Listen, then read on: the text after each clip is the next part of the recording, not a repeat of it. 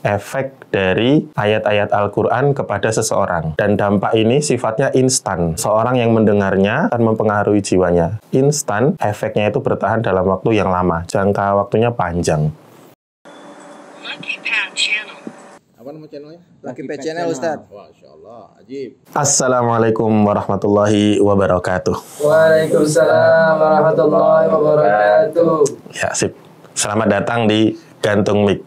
Generasi beruntung, mikir ke depan. Apa kabar teman-teman semuanya, pemirsa Lucky Pet Channel? Udah beli tiket good play-nya? Udah belum, Bang? Belum. Tiket timnas lawan Argentina udah beli belum? Belum dibuka memang ya. Apa belum ada duitnya? Iya, itu dia. Iya. Baik, di episode ini saya mau cerita bahwa kemarin seminggu yang lalu saya jalan sama teman-teman camping di sebuah curug di daerah Jonggol.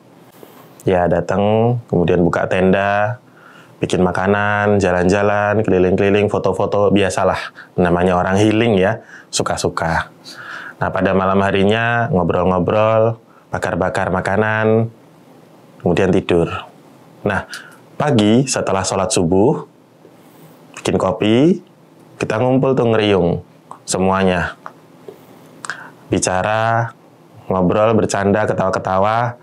Nah, kemudian supaya tidak sia-sia, kita minta salah satu teman kita untuk menyampaikan nasihat. Menyampaikan ceramah lah gitu. Ceramah di camping, tentunya formatnya santai, nggak serius-serius amat. Maka beliau, teman saya ini, menyampaikan sesuatu yang disebut dengan Satwatul Quran. Satwa itu maksudnya adalah dampak, efek dari ayat-ayat Al-Quran kepada seseorang. Dan dampak ini sifatnya instan. Seseorang yang mendengarnya, dia akan bacaan Al-Quran itu akan mempengaruhi jiwanya. Instan dan berlangsung, efeknya itu bertahan dalam waktu yang lama. Jangka waktunya panjang. Nah, ada beberapa kisah yang menunjukkan kehebatan dari Satwatul Quran ini. Yang pertama, teman saya itu cerita bahwa suatu hari Amirul Mukminin Khalifah Umar bin Khattab radhiyallahu anhu itu jalan-jalan di pasar. Nah, kemudian dia mendengar ada orang yang membaca ayat Al-Quran surah At-Tur. Dan orang itu membaca sampai ayat Inna azaba rabbika lawaqi' ma lahu min dafi'. Yang artinya sesungguhnya azab Tuhanmu itu pasti terjadi. Pasti menimpa orang yang diazab. Malahu min dafi, dan tidak ada yang bisa menangkisnya, tidak ada yang bisa menolaknya. Seketika Umar bin Khattab itu pingsan, terus dibopong oleh sahabat-sahabat yang lain. Ketika siuman ditanya, wahai Umar, apakah ada yang menyihir kamu, ataukah ada yang menyerang kamu? Umar nggak jawab, sampai seminggu dia nggak jawab. Ini menunjukkan bahwa bacaan Al-Quran tadi sangat mempengaruhi hati Umar. Dia betul-betul merasakan, dia betul-betul tahu bahwa ini azab Allah, kalau kena sama saya nggak bisa ngelawan. Gitu. Kemudian ada contoh yang lain, betapa dahsyatnya Al-Quran ini. Adalah suatu ketika seseorang yang bernama Fudail bin Iyad, ketika dia belum jadi ulama besar. Dia itu dulu begal. Nah, suatu hari dia udah standby, bersembunyi di atas sebuah pohon untuk mencegat saudagar, pedagang yang lewat. Mau dirampok lah. Nah, ketika standby itu, lewat saudagarnya, ada yang membaca Al-Quran. Sebagaimana di surat Al-Hadid, Alam ya'ni lilladzina amanu an takhsha'a qulubuhum li dzikrillah. Apakah belum datang waktunya untuk orang-orang beriman itu an takhsha'a qulubuhum li dzikrillah, untuk menjadi khusyuk hatinya mengingat Allah Subhanahu wa taala. Maka ketika mendengar itu, Fudail bin Iyad jatuh ke tanah dan dia gemetaran. Lalu dia berkata, sekarang saatnya. Sudah waktunya saya untuk berubah. Sudah waktunya saya untuk khasyah, untuk takut kepada Allah Subhanahu wa taala. Maka kemudian kita mendengar nama Fudail bin Iyad hari ini adalah sebagai seorang ulama yang sangat terkenal, yang sangat terhormat, yang ilmunya sangat luas. Nah, kemudian setelah teman saya itu menyampaikan nasihat-nasihat, mulai itu kan kita ada banyak keliling ya, duduk semua, kita challenge satu ayat. Apa nih ayat yang paling berkesan bagi kalian masing-masing? Maka mulai cerita tuh satu-satu. Nah, teman saya mulai dari dirinya sendiri. Ayat yang paling berkesan buat saya, kata teman saya yang ceramah itu adalah yang ada di surat Ali Imran akhir-akhir. Yang bacaannya itu gini, Rabbana innana amanna faghfir lana dzunubana wa kaffir anna sayyi'atina wa tawaffana ma'al abrar. Wahai Tuhan kami sudah beriman, maka ampunilah dosa-dosa kami, hapuslah kesalahan-kesalahan kami, wafatkanlah kami bersama orang-orang yang baik.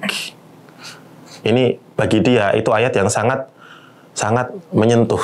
Kenapa? Ya kita semua orang beriman. Innallaha la yudhi'u ajral muhsinin. Innallaha la yudhi'u ajral mu'minin. Sesungguhnya Allah tidak akan menyia-nyiakan pahala dari orang-orang yang beriman. Wa ma kana Allahu liyudhi'a imanakum. Dan Allah tidak akan pernah menyia-nyiakan iman kamu. Jadi kita semua itu kan sahabat-sahabat Lucky Pat Channel beriman semua. Maka dengan iman kita itu Allah akan ampuni dosa kita. Allah hapuskan kesalahan kita. Mudah-mudahan Allah matikan kita termasuk golongan orang-orang yang baik. Terus pindah lagi, amin. Pindah lagi ke teman saya yang lain. Dia cerita, ayat yang paling berkesan buat saya itu ayat kedua dari Al-Baqarah. Zalikal kitabula raiba fi hudal lil muttaqin. Inilah kitab Al-Quran yang tidak ada keraguan sama sekali di dalamnya, petunjuk bagi orang-orang yang bertakwa. Dia bilang, kan buku-buku tulisan manusia itu pasti di mukadimahnya, di pendahuluannya selalu ada ungkapan. Ada banyak kesalahan, kekurangan di dalam penulisan buku ini, bla bla bla dan seterusnya. Maka kami mohon kritik masukannya dan seterusnya. Tapi Al-Quran datang dengan prolog yang lain. Zalikal kitabula raiba fi. Nggak ada keraguan sama sekali. Nah, makanya kemudian dia merasa, wah, ini worth it nih. Bagus nih buat saya baca, buat saya pelajari, buat saya amalkan. Kenapa? Karena tidak ada keraguan sama sekali. Kemudian ada salah satu teman kita yang bilang, bagi saya yang paling menarik dari Al-Quran itu untuk saat ini kata dia adalah ayat Fa'iza farogta fansab.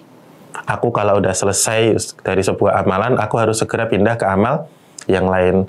Memang kita perhatiin teman saya yang satu itu yang suka ayat Fa'iza farogta fansab. Orangnya emang satset, gesit, aktif gitu, nggak pernah malas-malesan, selalu penuh semangat. Tapi kalau capek ya tidur, kalau lelah ya istirahat. Tapi orangnya bukan yang tipikal malas-malesan.